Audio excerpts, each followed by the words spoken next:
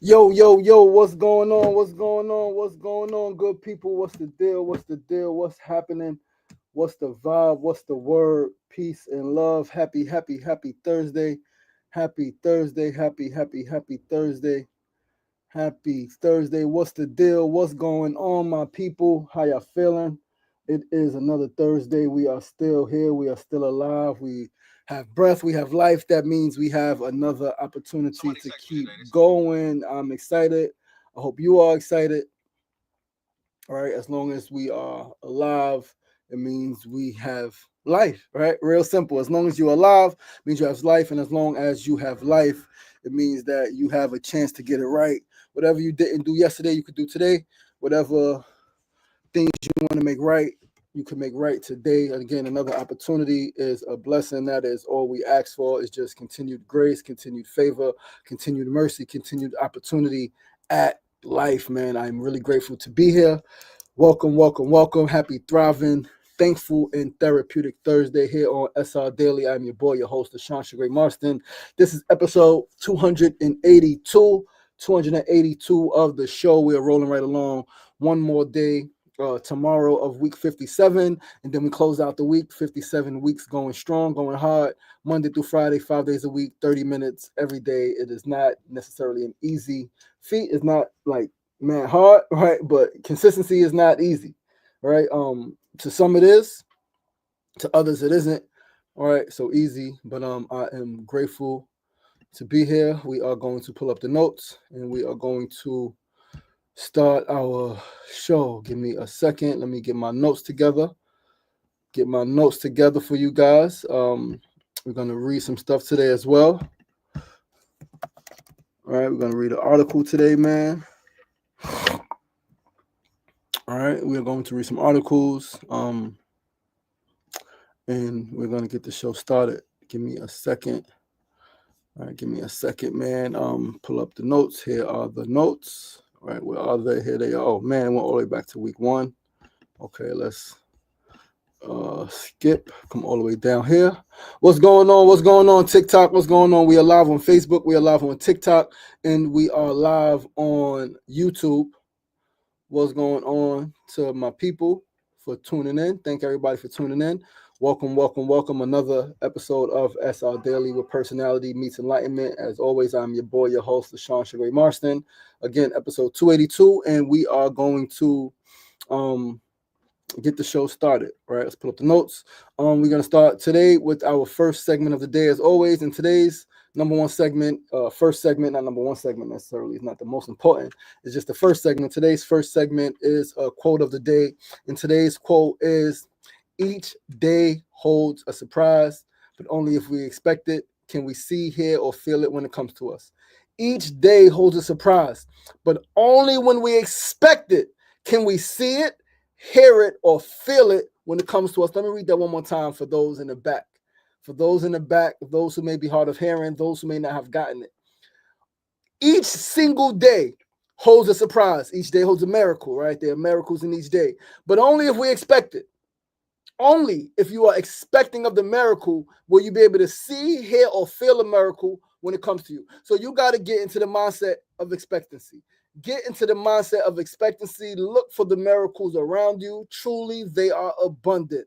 The miracles exist inside of you. The miracles exist around you. They exist outside of you. Truth be told, you are the miracle. You are a walking miracle. You have to believe that. You have to get into that mindset that I am a miracle. Everything I desire, everything I want is coming to me. When it is most challenging is when you must bunker down and remember, so that you can see through the fog. You can see through the pain. You can see through the challenges. You can see, as they say, through the grass. You can see through the smoke. You can see through the fog. Because it's going to get foggy. Right? It's going to get foggy. Things are going to get a little crazy. It's going to get hectic. It's going to get intense. There will be pain. But it is in the pain. And dare I say, it is in the most painful moments that the most beautiful, magical miracles are present. And most of us missed it.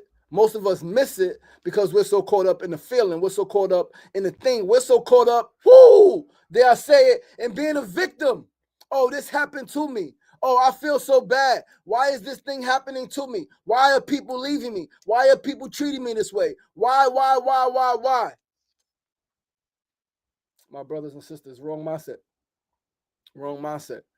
Recognize that it happened. And if you're going to ask why, don't ask why from a seemingly condescending point where you're cursing the thing, but ask why so that you can really get insight. Like, okay, why is this happening right now? Not, oh, woe is me. Why? Like, okay, why is this happening right now? What is this situation trying to show me? What is it trying to reveal to me? What can I learn from this? Right? Because I'm telling you, as someone who has experienced extreme pain, mental pain, emotional pain, physical pain, right? Like financial pain, all of the pains, right? Relationship pain, parenting pain. As someone who has experienced almost every type of pain there is to experience, great power lies in pain. The more painful the situation, the more powerful if you can extract. All right, that's the key. Extraction. Can you extract the wisdom through the pain? The earth is cracked. We dig deep into the earth. We crack the surface of the earth to find the most precious gems. I promise you we do. Right? Those who are hunting gems, or those who are searching for gems, the most precious gems, the most valuable gems are found deep in the earth when you crack the earth and you cause destruction. So when destruction is happening in your life, don't hold your head down crying, why is me? Hold your head up, shed a tear if you must, and go forward with unyielding, unwavering faith, unshakable, unmovable courage. Be resilient. Be relentless. Understand that only through tests, only through passing the test, only through engaging the test will you have testimony. Only through failure, only through loss can you have prophecy. Each day holds a surprise, but only if we expect it can we see it, hear it, or feel it when it comes to us. Expect the miracles, my brothers and sisters. Expect the miracle today. Expect the miracle today. Expect that something that you've been praying for, something that you've been hoping for, something that you've been looking towards is in the process of manifesting today. And as that big thing manifests, as that big thing continues to cook, right? As you continue to cook the main course, right? There's an appetizer there. Pay attention to the appetizer. Look for the appetizer. Look for the small blessing. Look for the person you could help. Don't only look to be helped as a blessing, but look when you can be a blessing. How can you bless someone else? Is there someone in your midst? Is there someone in your cipher? Is there someone in your family, in your network, at your job? Someone who you pass in the street, who you could be a blessing to, who you can be a blessing for. I like to say it's a big difference between telling somebody, I'm going to pray for you, and telling somebody I'm here to be the answer to your prayers. Huge difference, right? So get in the mindset of expectancy. Look for the miracles around you. Look for the miracles inside of you. Understand that you are a miracle, right? And I promise you, you'll begin to see them more and more and more and more and more. Yo, Vince, what's going on, my brother? What's going on? What's going on? Peace and love, peace and love, peace and love.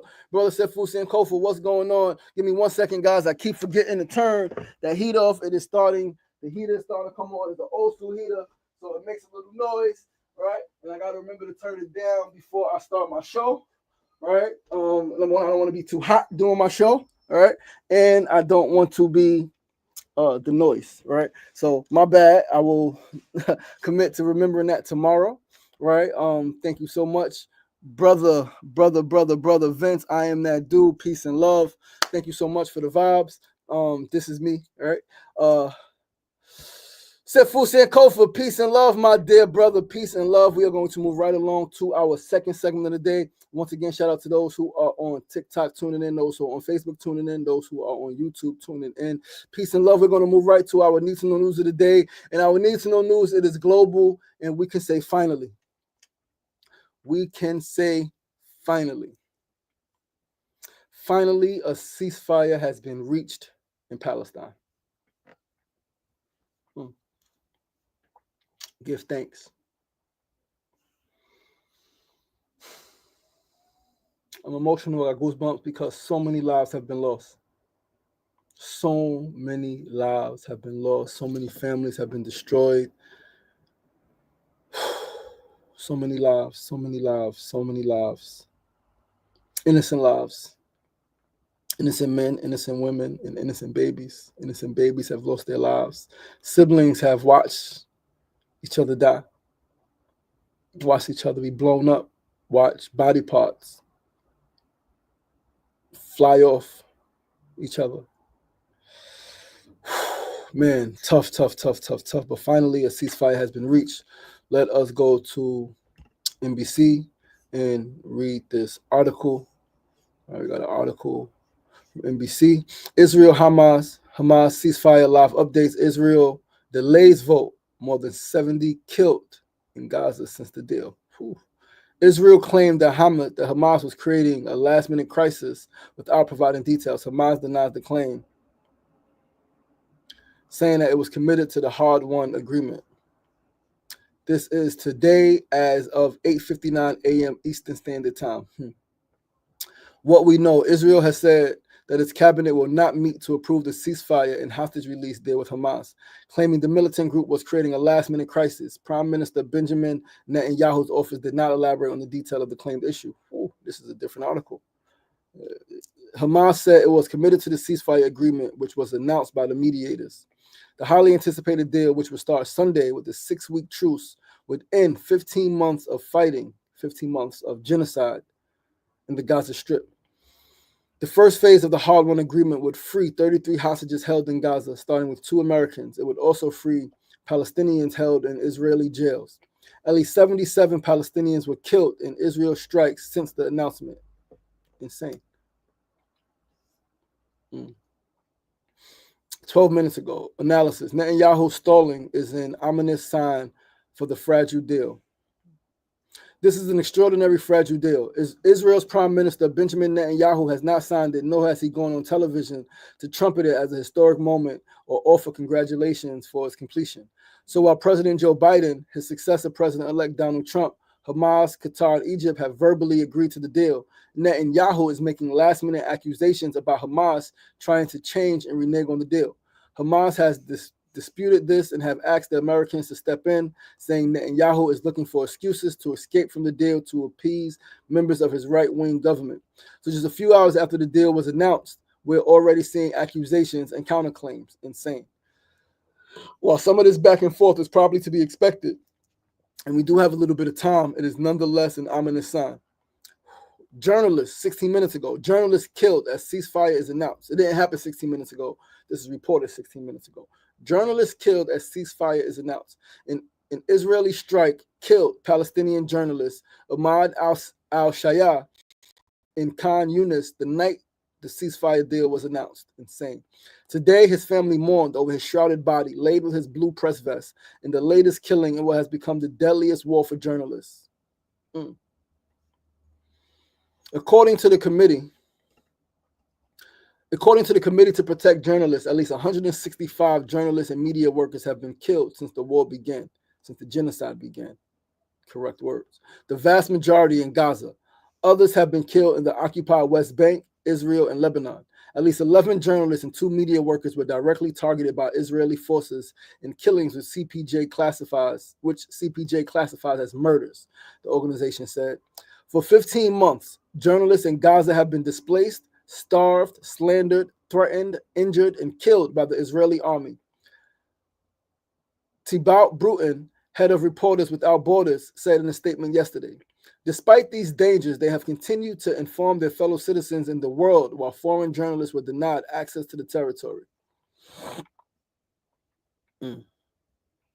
Egypt prepares to reopen Rafah crossing. The Egyptian government has said a delegation of the European Union's monitoring mission will arrive in Cairo next week as it prepares to implement the ceasefire agreement, which includes the resumption of operations in the Palestinian side of the Rafah crossing.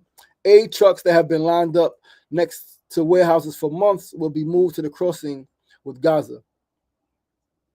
Dr. Raed Abdel Nasser, General Secretary of the Red Crescent in North Sinai, told NBC News. Should the agreement push through, it will allow for the entry of 600 trucks of humanitarian aid into Gaza each day. Regional leaders expressed hope tempered with caution. When the ceasefire agreement was announced last night, jubilation was not limited to Israel and Gaza. Egypt, which was heavily involved in the negotiations, welcomed the deal, with President Abdel Fattah el-Sisi adding that a two-state solution had to be reached to enjoy stability, quote unquote. Turkish President Recep Tayyip Erdogan said on X, "We hope that the agreement will be beneficial for our region and all of humanity." Iran, which suffered serious damage by the weakening of its proxy militias, Hezbollah and Hamas, also welcomed the deal. Lebanese President Joseph Aoun urged caution on X, saying Israel's commitments need to be monitored. Afghanistan's foreign ministry hailed the legendary patience of the Palestinian people. And then we're going to read one more piece from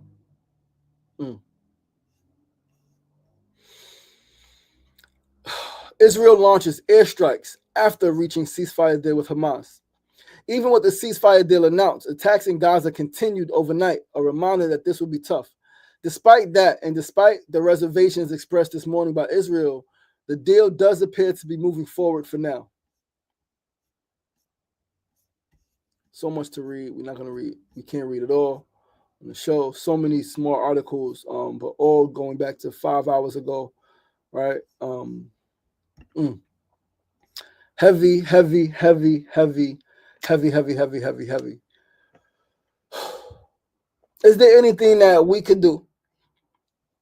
We, the general public, the people, the everyday citizen of the world, is there anything that we can do to ensure peace on earth?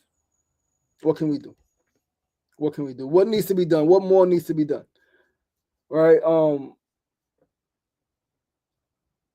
So much to say, not enough words, right? Because one of the things I've spoken about before, I think I spoke about it on the show, right, was as much as we want peace on earth, right? Unfortunately, there are people who don't want peace. There are people who are not at peace. There are people who are absolutely committed to oppression. There are people who are absolutely committed to terrorizing others. It's their nature, right? One of the age-old philosophy questions, right? I remember in my philosophy class, freaking 20 plus years ago, right? 17 years old, taking a Saturday philosophy class at Kingsborough Community College, right? 4-hour class on a Saturday. One of the things that we spoke about often, or one of the questions that we kept discussing, was, are humans born good and society corrupts them, or are humans born bad and government keeps them in check? I think both are true. I think humans, like plants, right? I like to use the analogy of a garden, right? Of nature. One thing we learned is that in nature, there are some plants that have never been touched by humans, that have never been touched by people. They have not been modified at all. There's some plants that grow in nature that are poison. They're naturally poison. They will kill you.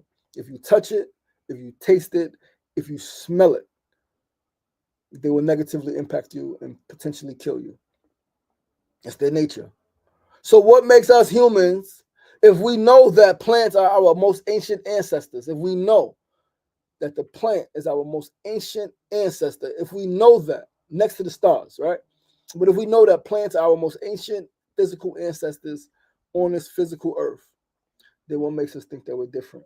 What makes us think that we're different? What makes us think that we are different? What makes us think that every human is born good? Every human is born to spread love, to spread peace, to spread kindness? No, especially in this time. We're in Kali Yuga. We're in a dark age. We're getting deeper and deeper into a dark age. Every human is not meant to do good. That's not possible, right? It's not logical. It makes no sense. All right. But here we are. All right. We got work to do. We're going to acknowledge the agreement. Right. One thing I've seen my people on social media talk about and remind us of is give no praise to President Joe Biden. Right. He's up there talking about what he did and what he's done and how he's grateful. No, he's giving all this money to Israel on top of money, on top of money. And I know you always give money to Israel, but you always give money to Israel when they committing genocide. You get no love and praise for that. Right. You get no love and praise for that. And our beloved, or the beloved, right? Somebody's beloved, right?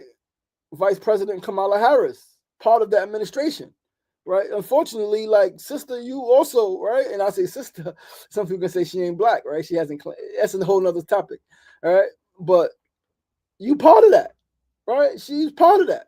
And say, oh, well, how much power does she have? You can step down. You can walk away. You cannot be a part of something that you don't agree with. You don't have to just because that's your job. You can leave the job. People leave jobs all the time when they don't agree with what the boss is doing, right? So there's no excuse. Let us move right along, though, to our third segment of the day, third segment, tip of the day. Today's tip is inspired by a conversation I had yesterday with my dearly beloved brother, Razor. And the tip is take responsibility for every single thing in your life. Literally, take responsibility for every single thing in your life. Before we go forward, happy, thankful, therapeutic, and thriving Thursday. Mona Love, what's going on? Peace and love, my love, peace and love. Thanks for tuning in. Yeah, take responsibility for every single thing in your life, right? I understand that, you know, where you were born, the circumstance that you were born into is not your responsibility. It was not your fault. Your parents, your grandparents, it is their responsibility. However, brother said yesterday, I understand it was your parents' responsibility today. It was their fault today. But tomorrow is still their responsibility. It's still a responsibility that you get the healing that you need tomorrow. It's still their responsibility that you accomplish your dreams tomorrow. It was their responsibility, yes, right? I like it's the I like one of the things, it goes like, it may not be your fault for the circumstances you were born into, but it is absolutely your responsibility for the circumstances that you create, right? What are you creating? How are you moving forward? You know that you got traumatized. You know that you've been through some things. I know that it's not easy to seek help. It's not easy to, quote unquote, go to therapy or go to support groups. I understand that. But, like, what are you doing? How are you healing? How are you growing? How are you moving forward? Right? Is it going to be your parents' fault forever? Is it going to be the government's fault forever? Is it going to be your baby mother, your baby father's fault forever? Your ex-husband's fault forever? Is it going to be your children's fault forever? The reason that you didn't accomplish your goals? Okay, maybe you had a tough pregnancy and you had to sit down. You say, okay, your child. But it's not your child's fault. You created that child, right? So it's still your responsibility, right? But seriously, my brothers and my sisters, take responsibility for every single thing in your life. Every single thing. Your living situation, your financial situation, your health situation, your relationship, freaking track record. Take responsibility for everything, because only when you take responsibility for everything can you transform a situation, can you transform a pattern, right? Can you transform the dynamics? Only by taking responsibility. If you don't take responsibility and you continue to blame your parents, the system, the white man, your teachers, your boss, if you continue to blame people, then that's exactly what's going to happen. You're going to continue to blame people. And then you'll never get to where you want to go. And then you're going to die, get to heaven. God going to ask you why you ain't do what, you said you were going to do. Why you ain't uncover the gift and manifest the dream that I put in your heart and in your mind. What you going to say? The white man? You going to say the system? What you going to say? You going to say my parents? God going to say, but I'm inside of you. What can you not do with me by your side? With me by your side as your guide, what can you not do? What you going to say? You're going to start stuttering. You're going to start stuttering, right? Mona Love said, if it's going to be, it's up to me. 100%. It's only up to you. You are responsible for your life. It's you. It's you. It's you. It's you. It's you. It's you. And I get it. Again, I get it as someone who, again, I've been through so much pain, man. Right? Mom talked to me all kind of crazy ways, beat me with belts, all type of stuff happened. My dad died when I was younger, right? Sister died, all type of things happened. I could blame everybody. And I did. At one point, I did blame everybody. I blamed my mother. I blamed my dad for dying. I blamed everybody, my older sister for dying. But then I looked and I was like, okay, my life is not going any kind of way I want it to be going. So what do? I take accountability and say, you know what? I'm going to change it. Yes, those situations are not my fault. The trauma that I was born into, the trauma that I experienced as a youth, it was not my fault. It's not my fault. But then I learned, if I could blame my parents, then they could blame their parents, right? Like if I blame my mother could blame her parents because her parents were drinking, they were alcoholics, they were fighting, right? They were beefing, right? My grandfather beefing with my uncle, she could blame them. for why she's so hostile, right? And then I'm sure my grandfather could blame the war, right? Because he was in World War II. He could blame that, right? So everybody could blame somebody. But then that leaves nobody to make the change. If everybody is blaming somebody, then who is making the change? If every single one of us blames somebody else, then who is responsible for making the change and getting us to where we want to be? Who's responsible for it? Who's going to live your life for you? The government, your parents, your siblings, your spouse, your ex-spouse, your co-parent? Who's going to do it? Your siblings, right? Nobody. Right? So let's get it together, man. Like, take responsibility for every single thing in your life, especially the things that are hard to take responsibility for. It's easy to take responsibility and say, oh, my bad, I broke my TV, so I ain't got a TV. It's easy to say that. It's easy to say I broke my phone, I ain't got a phone. But if you're not making enough money, you're going to blame the economy? You could. Or you could say, okay, I'm not generating enough income. I recognize the world is like this. What do I need to do to generate more income? Simple. That's responsibility. What do I need to do to generate more income? Real simple. All right, let us move right along to our fourth and final segment of the day before we get out of here. Today's build of the day, fourth segment is our build of the day as always. And today's build is embracing the process of growth.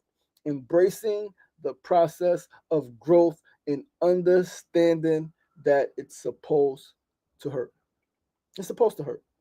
This thing ain't supposed to be easy, guys. This life is not supposed to be easy. It's not. Trust me. I wish I could tell you different.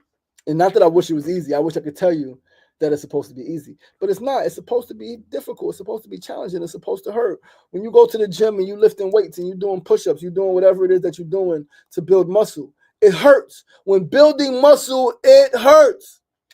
The growth only happens when you consistently go against the pain and you lean into it. When you embrace the pain and you lean into it, that's when growth happens. When building muscle, it hurts, guys. Trust me, it does. It hurts a lot. It hurts a whole lot. All right, it hurts a lot. But as the saying goes, no pain, no gain. Right? No pain, no gain. If you are not hurting, you are not growing. If you are not feeling the burn, then you're not being stretched. And what's the purpose of life? To stretch. But this is the difference, and this is where life is a choice, right? Like, we are here, not like you're here, but do you want to exist or do you want to live? Do you want to just exist or do you want to live? Do you want to have life and have it more abundantly? Do you want to have the promise that was promised to you? Because it was promised to you. You can have life, and you can have life way more abundantly. It's your birthright. It is your birthright as a human being living on this earth. The earth is abundant. You are a manifestation of the earth. The universe is abundant. You are a manifestation of the universe. Time and space is infinite. You are a manifestation of time and space. You're a manifestation of time and space. So growth, expansion is your nature.